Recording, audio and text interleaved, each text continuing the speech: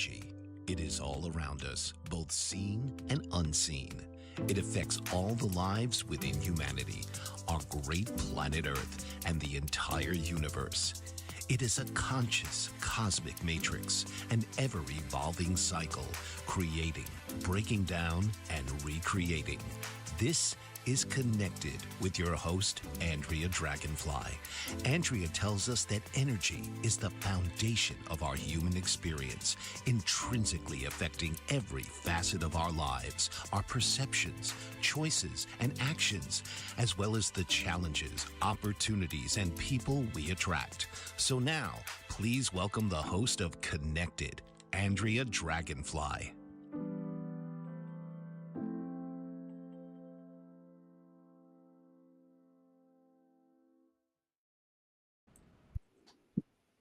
Hey, good people. This is Andrea Dragonfly, your host, and this is the show Connected. Welcome.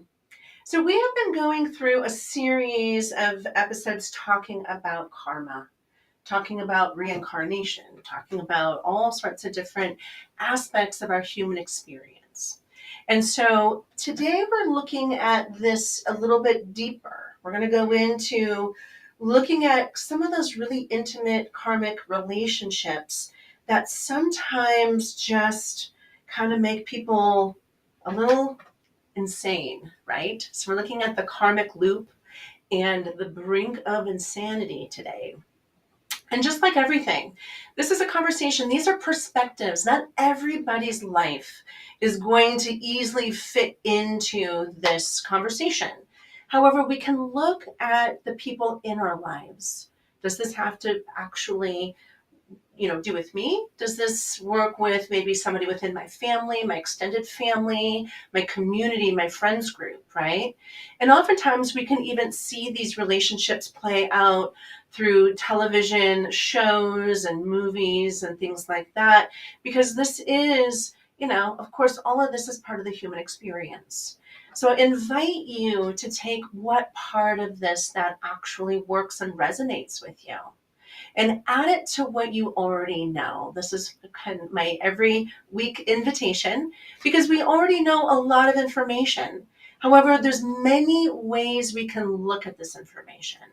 And so as we get more information, presented to us, we can we can bring it into our energy field, sit with it, and let it expand us. And so this is that invitation for you.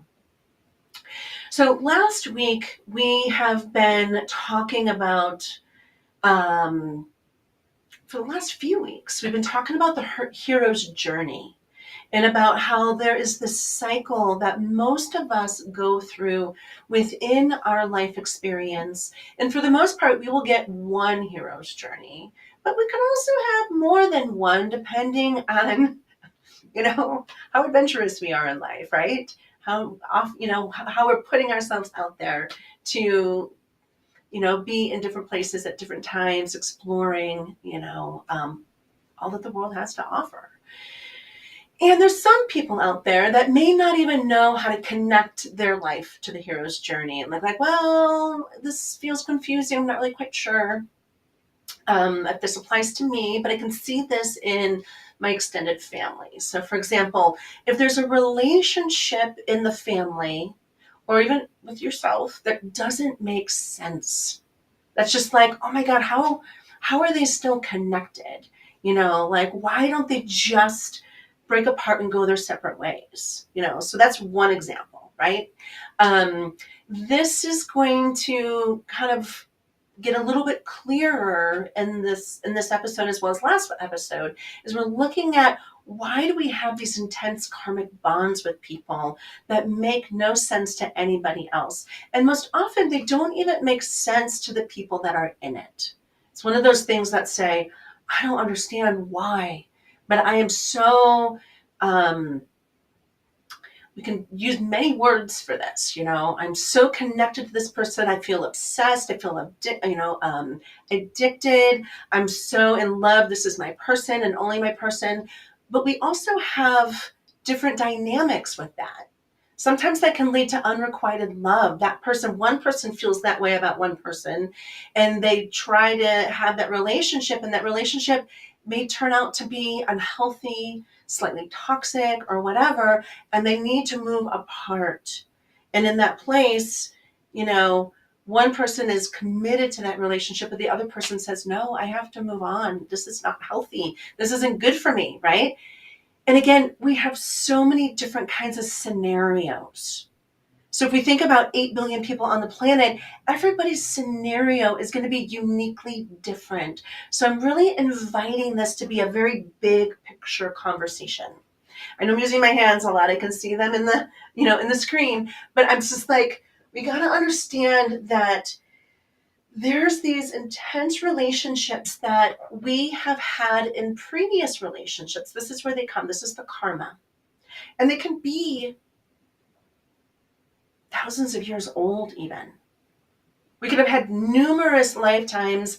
And when I talk about karmic loops, it means that we are actually meeting this person over a period of different lifetimes, and we're playing out a similar scenario.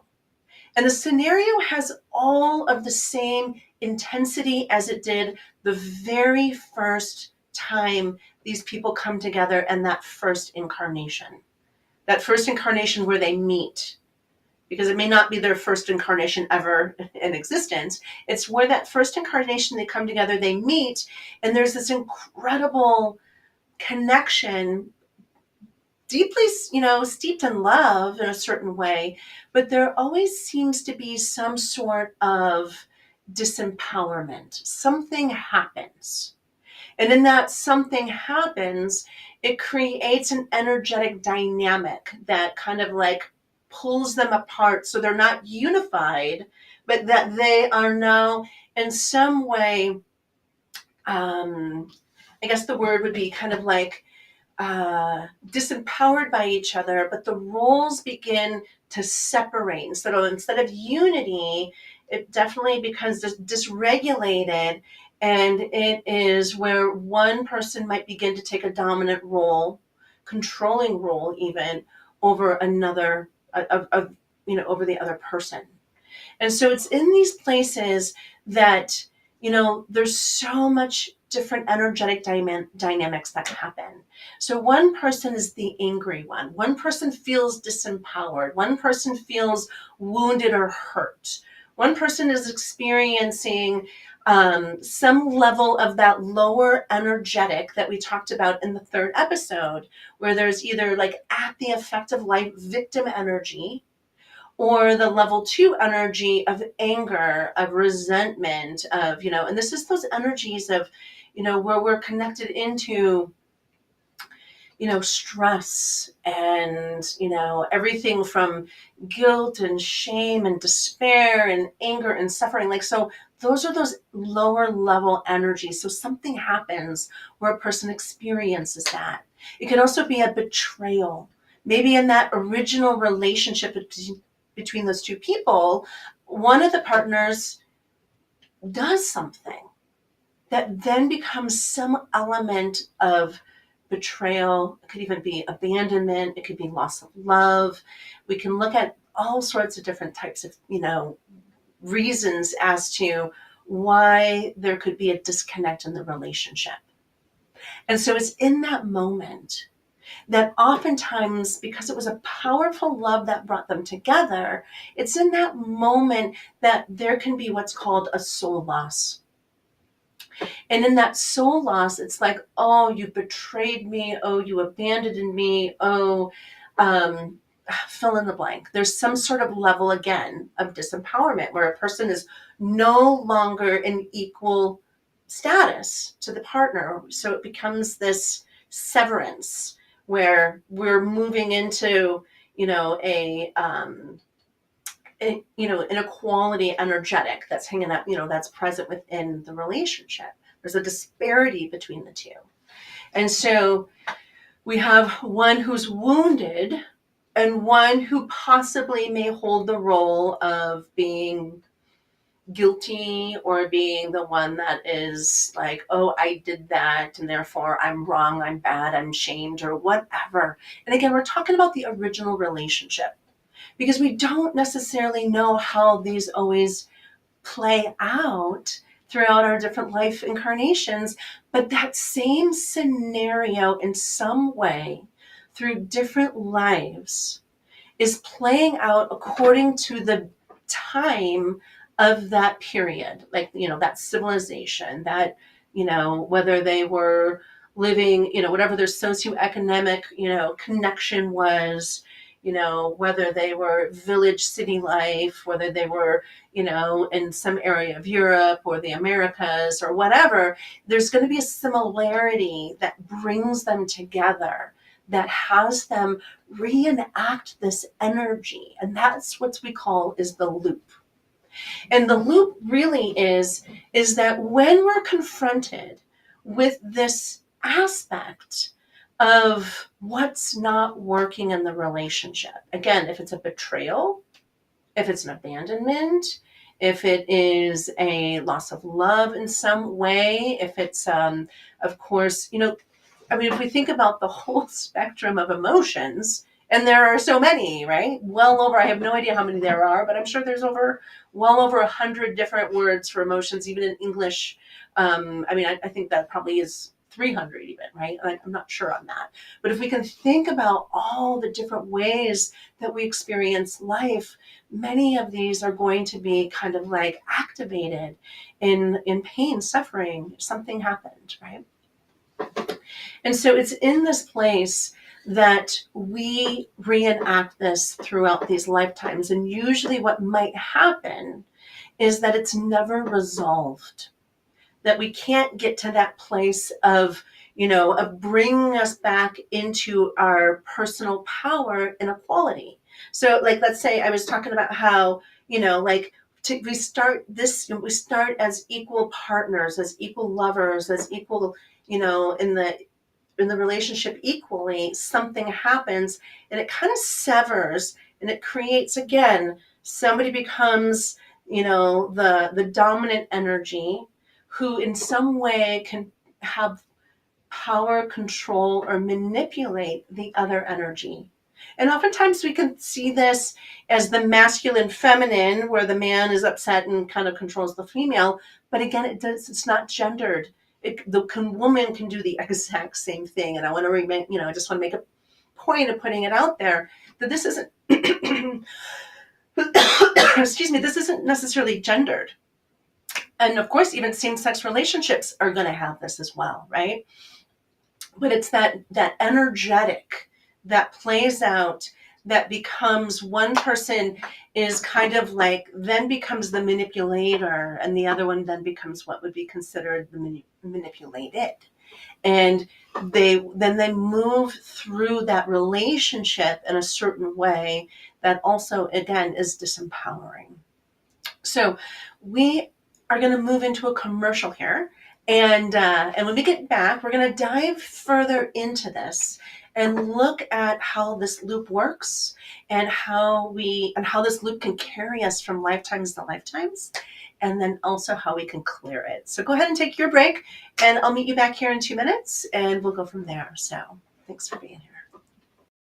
What if there were a super tiny device that could diagnose the brain and is smaller than a single human hair? What if you could see inside the brain to help an epilepsy patient during surgery or to help the fight against Parkinson's disease? Dr. Patricia Broderick is proud to announce the Broderick Probe, a biomedical and electronic breakthrough. Imagine a probe to help with the understanding and potential cure of brain-related diseases. To learn more, listen live to the Easy Sense radio show with host Dr. Broderick, Wednesdays 7 p.m. Eastern on the Bold Brave Media Network and TuneIn Radio. And to help support the Broderick Foundation, please go to EasySense.com and learn how, with your help, we can fight these horrific brain disorders. That's EasySense.com to learn more and help support the Broderick Foundation.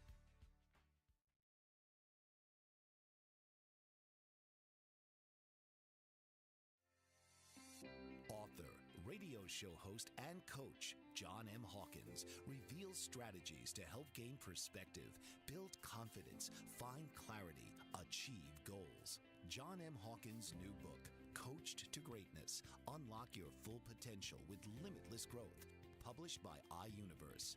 Hawkins reveals strategies to help readers accomplish more. He believes the book can coach them to greatness. Hawkins says that the best athletes get to the top of their sport with the help of coaches, mentors, and others. He shares guidance that helps readers reflect on what motivates them. Rediscover and assess their core values, philosophies, and competencies. Find settings that allow them to be the most productive and track their progress towards accomplishing goals. Listen to John Hawkins' My Strategy, Saturdays, 1 p.m. Eastern on the BBM Global Network and TuneIn Radio.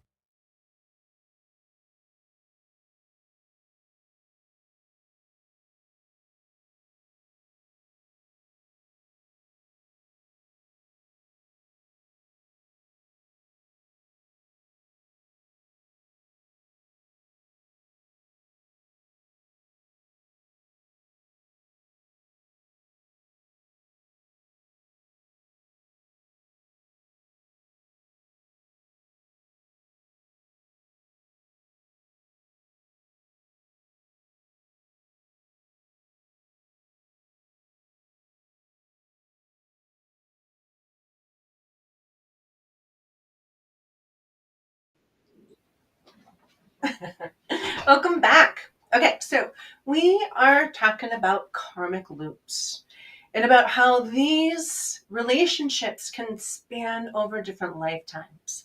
And again, with this information, take what feels right, what resonates within your own energy field, and just let go of the rest. Let go of whatever doesn't work for you.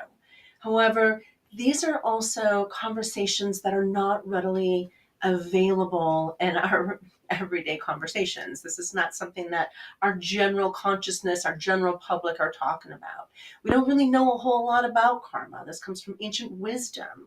This also comes from personal experience. And it comes from ancient wisdom, both from the shamanic indigenous of the Americas and Europe, which is what I'm familiar with, and the Western esoteric wisdom mystery schools of Greek and Roman and Alexandria of Egypt way back thousands of years ago. And so this is that information that's now just kind of bubbling up and saying, hey, guess what, humanity? It's time to know where we come from. It's time to know what we've lost from all the information, because a lot of this information has been, again, hidden or destroyed or intentionally buried so that we can have a different experience to our lives, right? Which is not this.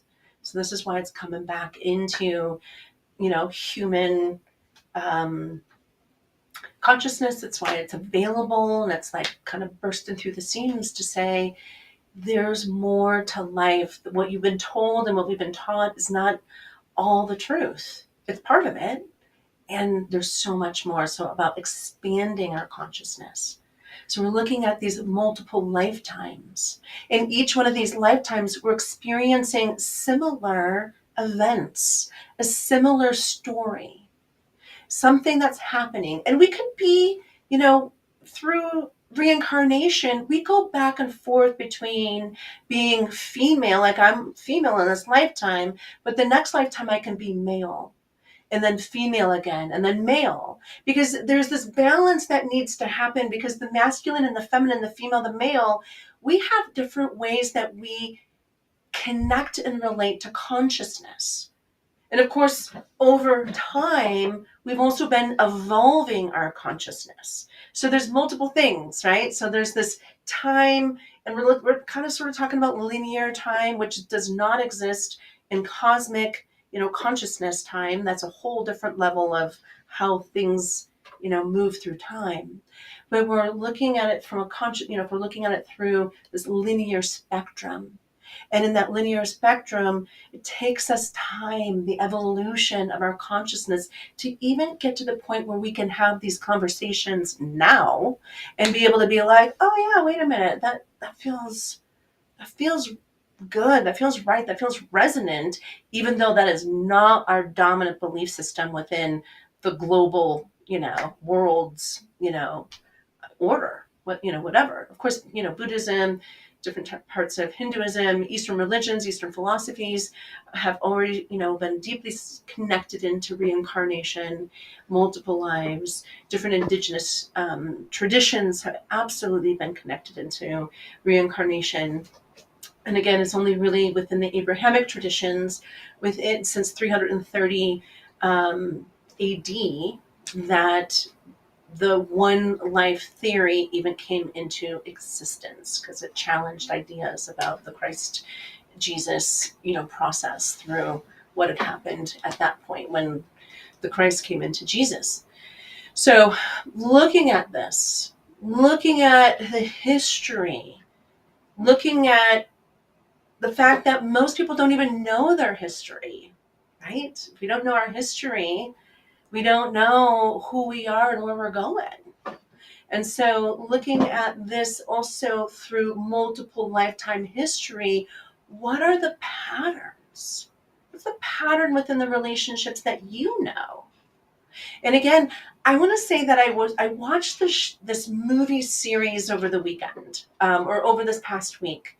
And you never know how things end up in your movie queue on Netflix. This was a Netflix movie.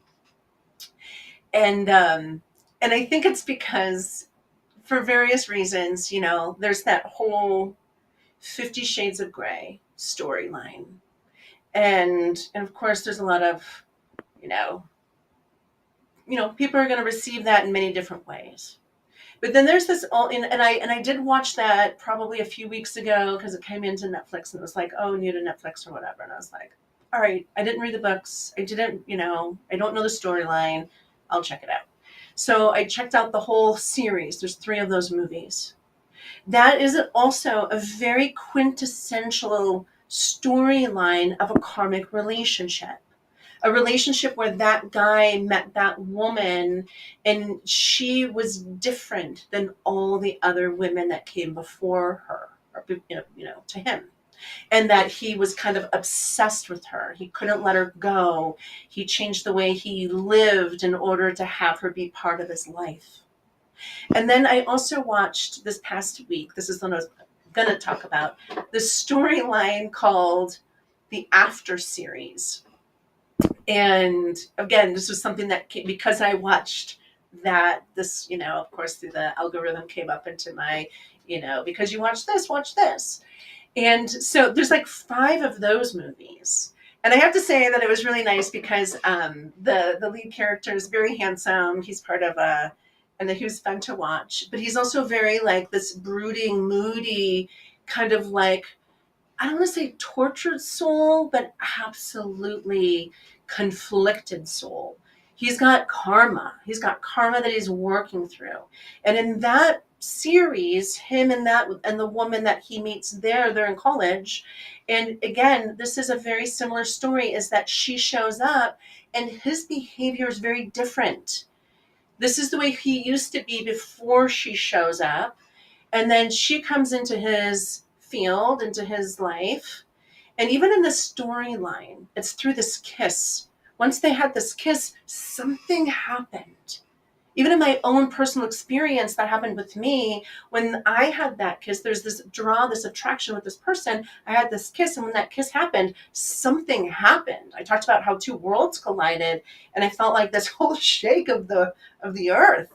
And I'm not joking, I'm not lying, I'm not exaggerating. Like, it was just like, whoa, something is big is about to happen. And that's what those movies are also showing.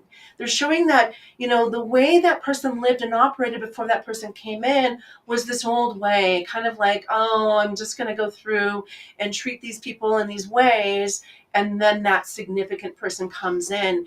But even so, because they were treating these people in these ways, were not very loving. They weren't very honorable. They weren't very respectful, in certain ways. That they get their world shaken by somebody. And of course, in these 2 movies, it's the man that has more of like the dysregulated nervous system, more of the conflict within themselves, more of the trauma, that they're not understanding how to really kind of work within, their emotional and mental energy bodies. And so in this place, the women, of course, in these stories are actually in some way at the effect. Now, of course, they also have their own shadow elements. It doesn't mean that they're completely exempt, but but I'm talking about when they first meet, there's that attraction and they come together, in this equal measure. And then things begin to shift where it's like there's this dominant masculine energy. And in those two movies in particular, this feminine energy that says, and dominant and feminine energies are different. That masculine energy is like the sun, and oh God, we can go. There's so much about this, right? We're talking about duality. We're talking about, how, light and darkness, the sun and the moon energies, right? And the masculine, the feminine. The feminine's like that more, soft and moist energy, and the sun of the darkness, of the dampness, of the creation center. And again, I'm just giving some examples because there's so many, so please don't just only use those examples. But then there's the sun, which is like the sun that is very outward and fiery and flaming and bright, and it's also got that dry energy where the moon or the feminine has that moist or water energy, right? So many different parts of that. But we're looking at how, even within those energetics, they're complementary, they're dual, they live in a duality, they live in this very, specific energetic, like the yin yang, like one can't be without the other. So that, that's the masculine feminine within all of us. And so we're looking at this dynamic. And again, it could also be where the feminine is the dominant and the masculine is more the submissive. So it's like a dominant submissive energy. And it's part of that loop that is about healing. It's about there's something there, something happened, and now we're playing it out in these different lifetimes. And when it becomes a loop, it's because there's a breakup and we make each other wrong. We can't forgive the other person. We're like, no, I'm not going to be at the effect of you anymore. Matter of fact, this relationship doesn't work. It's not good for us. In our modern day, we can talk about these relationships being toxic. We can talk about these relationships being filled with conflict. And no matter what's going to happen, that conflict is still going to be playing out between each other. And oftentimes, there could be some sort of addiction that is created. There could be some sort of personality disorder, a trait that's happening there. It could be, when I talk about addiction, a person can be an alcoholic, and that can create, some sort of an extra dynamic. It can also be like, because one of the persons are experiencing wounds, they're going to external outside sources to try to heal those wounds, or not heal them. They're not healing those wounds. They're trying to ease those wounds. And so again, this is where we get drug addiction. This is where we can get food addiction. This is where we can get, all sorts of different things that we can then bring into the relationship that continues to exacerbate the fact that those two can't find their way through. They can't find the common ground. They can't find the peace, the ease, the flow. They can't find the beauty. And so they get stuck there. And it's also at that point where they're like, okay, we can't do this anymore. We've been doing this loop. Okay, so I'm going to talk about loops in two different ways. They're looping through their relationship, almost like the cycle of violence, right? So I don't have an image of that this time around, but many people know that. And if you don't, look it up on the interweb.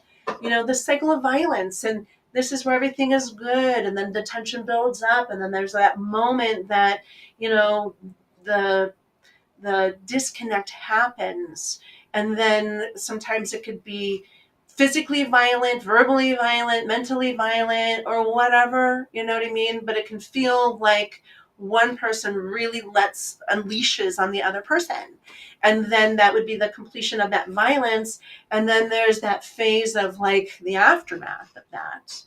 And that aftermath is like, oh shit, like something like that's not okay. Nobody wants that in the relationship. But this is part of that loop. And then from that loop, it goes into, like people reflecting what happened here. How did we get to this place? And then there's the makeup phase that happens within that cycle of violence. And in that makeup phase, the perpetrator or the violator or the whomever, the dominant one that has the bigger issue, is like, I'm sorry, I'm sorry, I'm sorry. Take me back. I will never do this again. We'll never have this happen the way this happened. And then there's this makeup phase where the other partner receives them, takes them back, and then they're in a place of what would be called the honeymoon phase again, or that place of where they come back together and everything is good until the buildup of the next cycle. And so these are the cycle of violences, can be these karmic looped relationships. Now, I know that I'm talking a lot here, and we have a commercial break here. It's going to give me a moment to take a little drink of water, kind of get myself put together.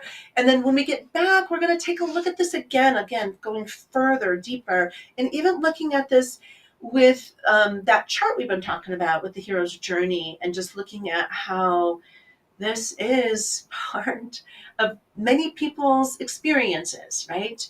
And so this may not be yours, but you may know people, and you may also see this in a lot of different films, books, stories, all over the place. But it helps us understand why. Why is this happening? Because many people don't get it. And if we can see it from this place, we can expand, we can grow our consciousness, and we can have compassion for them. Okay? So we're going to actually come back, deepen more into this conversation, and take a look at the hero's journey graph once again. All right, I'll see you back here in 2. Thanks. Did you know that your beliefs create your entire reality, but it's the subconscious beliefs that do most of the creating? Belief shifter and life coach Shiraz can help you identify those limiting beliefs and eliminate them, often in a single session. Like it was almost instant, like I had relief right away. Creating better health, relationships, careers, and finances. Let Shiraz help you step out of safety and into awareness. Definitely something's happening. It's like a flow inside. It feels good. Whether in person or online, Shiraz provides personal coaching, belief shifting. Visit Shiraz at energeticmagic.com or call 416-529-7429. Energetic Magic on the BBM Global Network, Tuesdays at 7 p.m. Eastern. Find your greater happiness. Be well. Be aware. Be magical.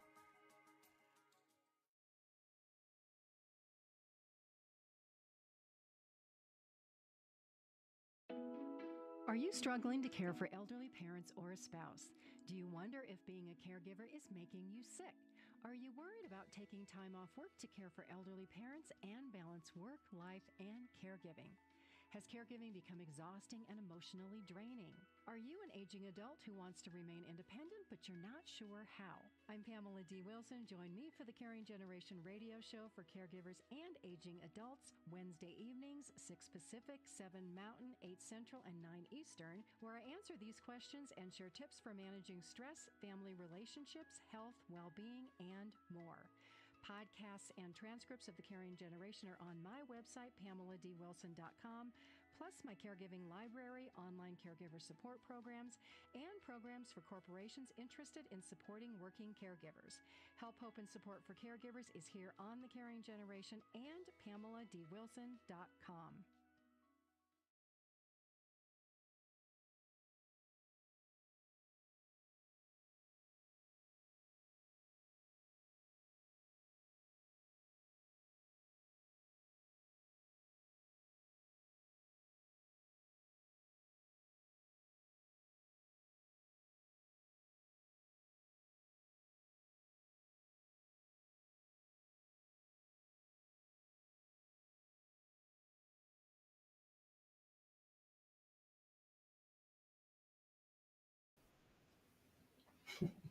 Welcome back.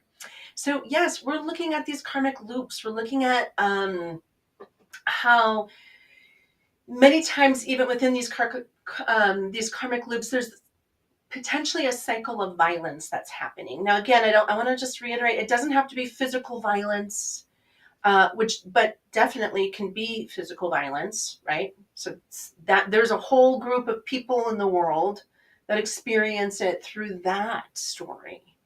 And of course, I've worked in public health. I know that story. Domestic violence, I know that story. And those definitely have karmic relationships. So those very much exist in the world. And then there's other cycles of violence that could be more mental, right? More emotional. And that gets a little mixy because you can have mental and emotional abuse happening, but you can also have physical abuse happening. You can have many abuses happening.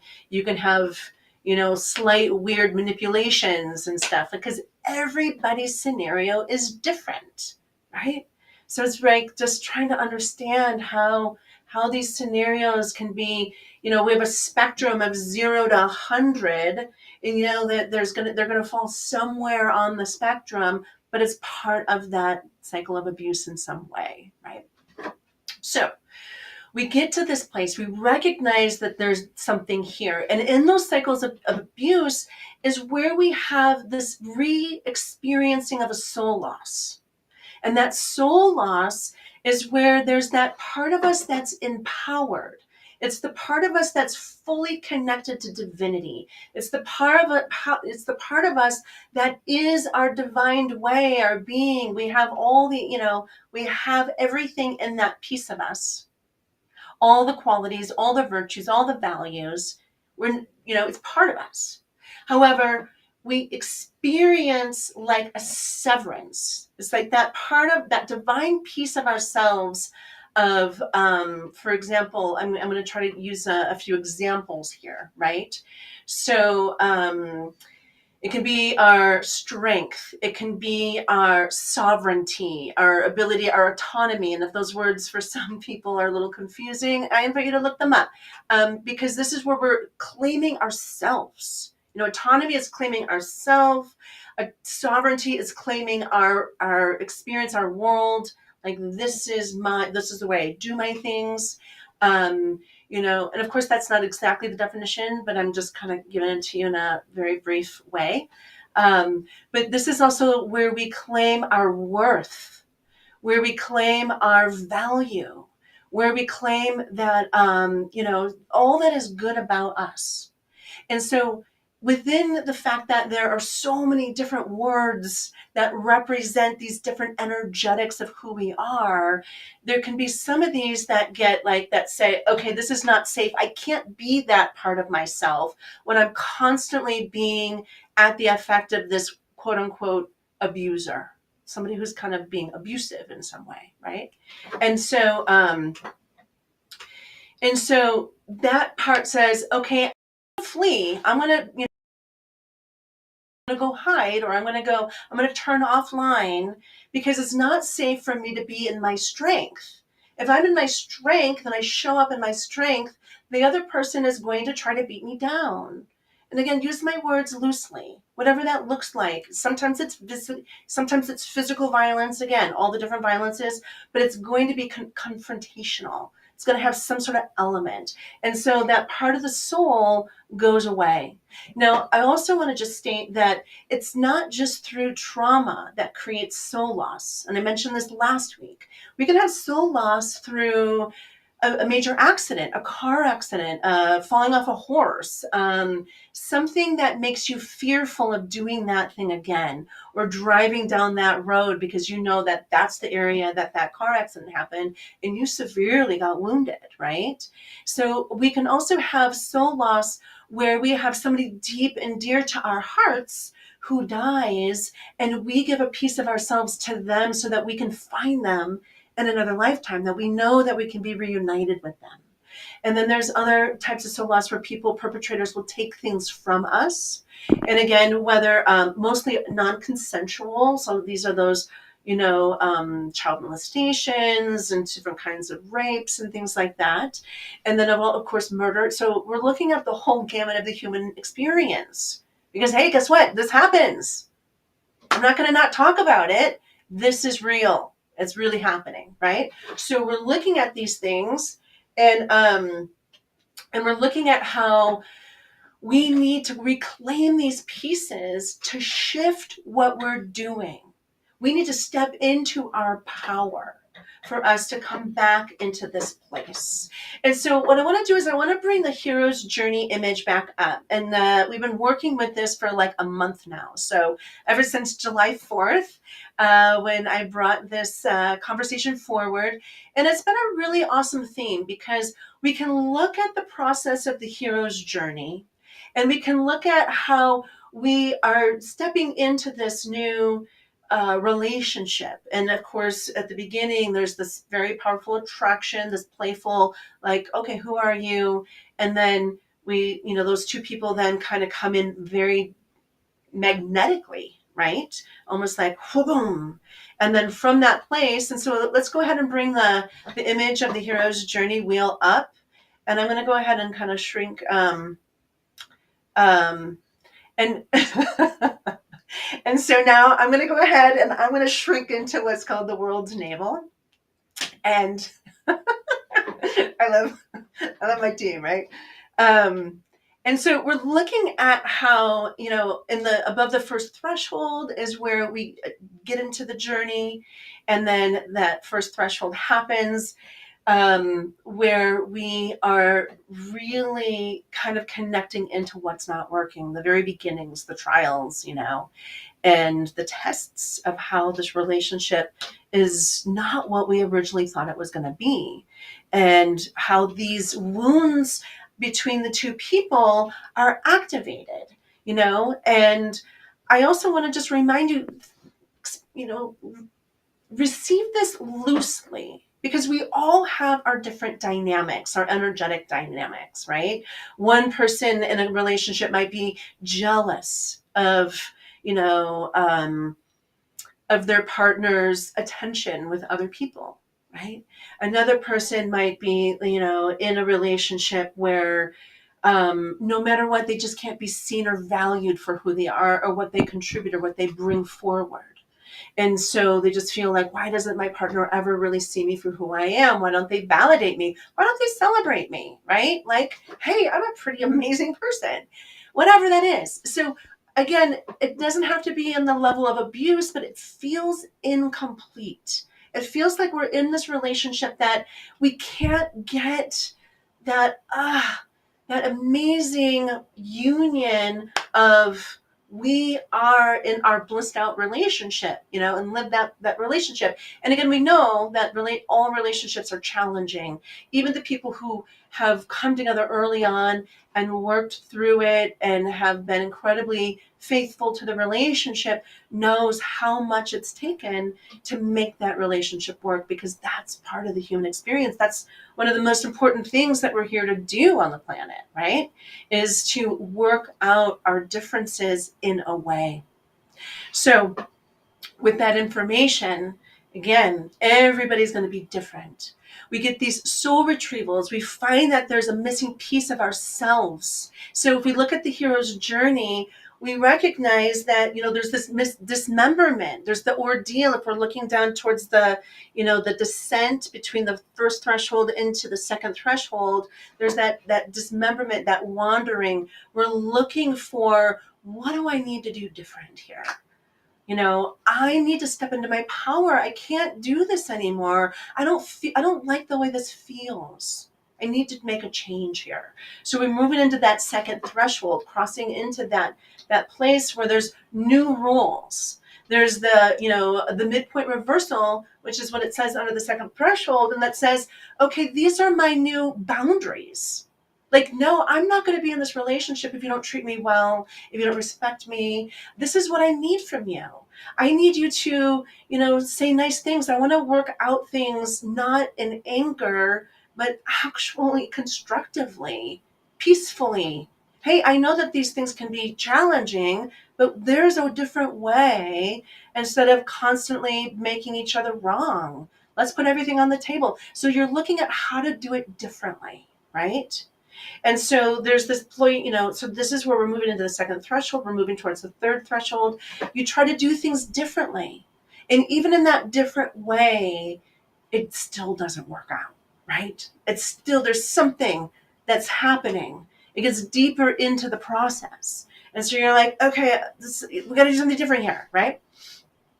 And so sometimes this is where you bring in the AA for those who are alcoholics. You bring in the therapy. You bring in some outside source. And if we look at the ascent from second threshold to third threshold, we're looking at that rescue from without. There's something outside of us that's going to help try to move us, shift us into a different way of being in this.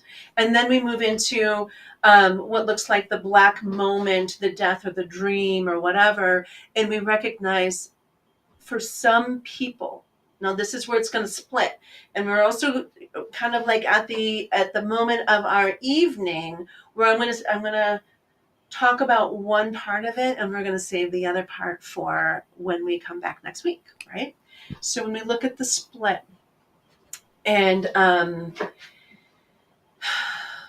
the split comes, so we have a choice. Are we going to stay in it, or are we going to leave? We're going to bail. So at this moment, we're going to go ahead and I'm going to move out of the world of navel. We're going to bring my face back forward, but this is where we're kind of bringing it, okay? And you can definitely come to my website, look this up under tools, and look at this and kind of play along with how this process works, because this is many different myths, many different stories, your story too. So look to see what fits for you. But within this place, we're looking at how, we're either going to stay in this and really work through it, or we're going to bail. And so when I say bail, this is where it says, okay, no, we can't do this. We tried all these different things and they're not working. And so we actually are moving from recognizing that we're going to get through this. This is where the karmic loop happens, and we're angry, or maybe they're angry. So I'm not just saying about myself, I'm just saying about the anger, is that there's no way I can be with you in this lifetime. This is taking me down. You're sinking my ship here, like I'm not going to spend the rest of my life in misery. No, I want something better for myself. And so that breakup happens, but there's still that intense core connection. And usually it's bitter, it's angry, it's part of like you, blah, blah, blah, blah, blah, blah. And this is that very bitter divorce. This is that very bitter breakup. And there's that, when you go to your deathbed and you're still, you're on your deathbed and you're still angry at that person.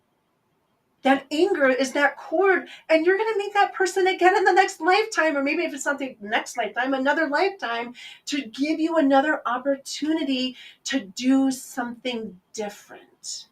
So there's something that needs to happen that we need to do differently, because what we do is we fall into the same loop of doing the same thing over and over and over again, making the same choices over and over and over again that says, I'm freaking mad at you and I don't want anything to do with you anymore.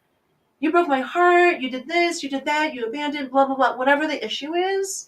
But this is where we're like, we cast them out, but we don't heal the wound.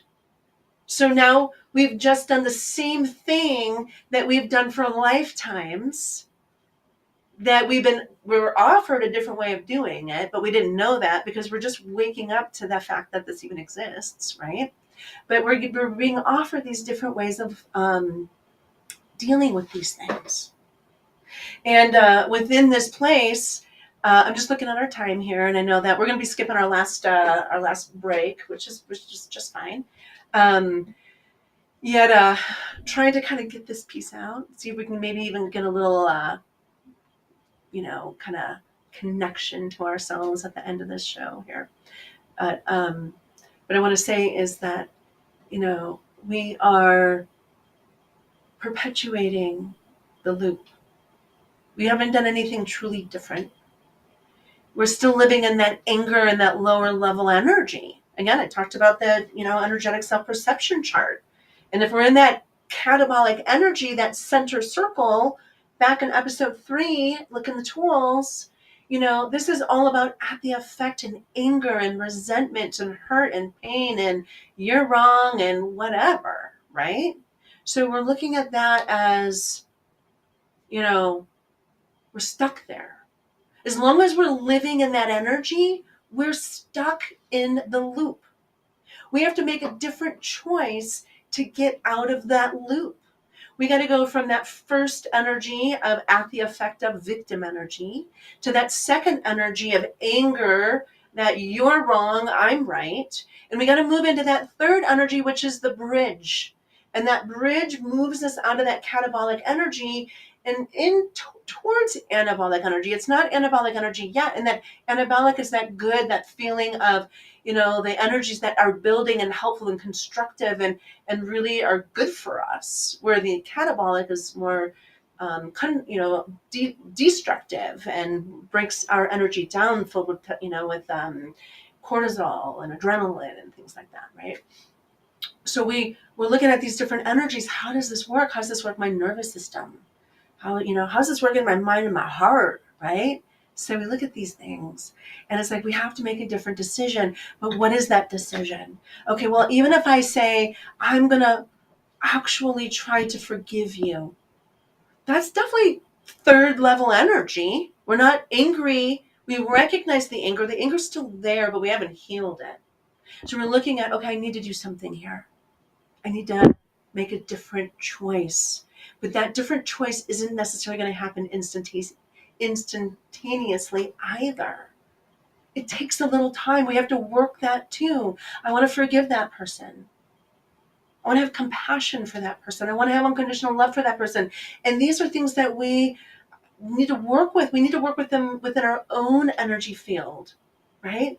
We need to, first of all, have them for ourselves, that we even entered into that relationship because our shadow came out. We could be horrified at how we behaved or how we were in that relationship. How did I ever get into that relationship? And the reason why you got into that relationship is because your spirit came to know those types of relationships. If we're coming in for the whole human experience, you're going to know that. And you're going to have compassion in the future. So you're in it now. You're learning about this now, if this happens to be your life. If this is not part of your life, it doesn't have to be your whole life. It could just be one relationship out of many in your life, right? Or it could be the most significant one. I don't know. Everybody's different, right? When it happened for me, it was this significant relationship, but it only was a 2-year intense relationship, but it took 7 years, 2 years of intensity, and then 5 years of having to heal it, right? So knowing that that was not a right relationship, that I was my worst in that relationship, and now what do I need to do to change it? Because I don't ever want to see myself in that scenario again. Right? That's how it was for me, at least. And then what do I need to do? And of course, I was already on the path of consciousness. I had numerous teachers. I was devoted to trying to figure it out. And again, even in my devotion, it took me 5 years to move from that place to the finish, to where that final finish was. And that's when we're also looking at going back to the hero's journey. We're not going to pull that image up right now, but if you go online to the media site, we can see that there, right? And that we can begin to look at ourselves and say that there is another process, and this process is this place that we are now needing to look and work this on a whole different type of energy. So we are at the end of our time together tonight. And this conversation has been, it's always, I love this information, first and foremost. And it's definitely, taking a few different episodes to get it out, but it's extraordinary. And again, if you have any comments, you can certainly bring them to connected.dragonfly at Facebook or Instagram, my website, www.andreadragonfly.com, media, you can send me a message there. But no buts. And always, if this applies to you and you find some sort of resonance with this, I invite you to share it and share it with people that you might, know this about, and that this is showing up within their lives. You can always like this show as well as subscribe to the channel, all those good things. And so I wish you all a good week. We're going to continue this conversation forward, and we are going to get into the brink of insanity because this is where we are leading. So I'll see you on the other side of sanity next week. Take care. This has been Connected with your host, Andrea Dragonfly. Join Andrea each week on an extraordinary journey, exploring the consciousness of energy and how you are connected. Thursday, 9 p.m. Eastern on the Bold Brave TV network.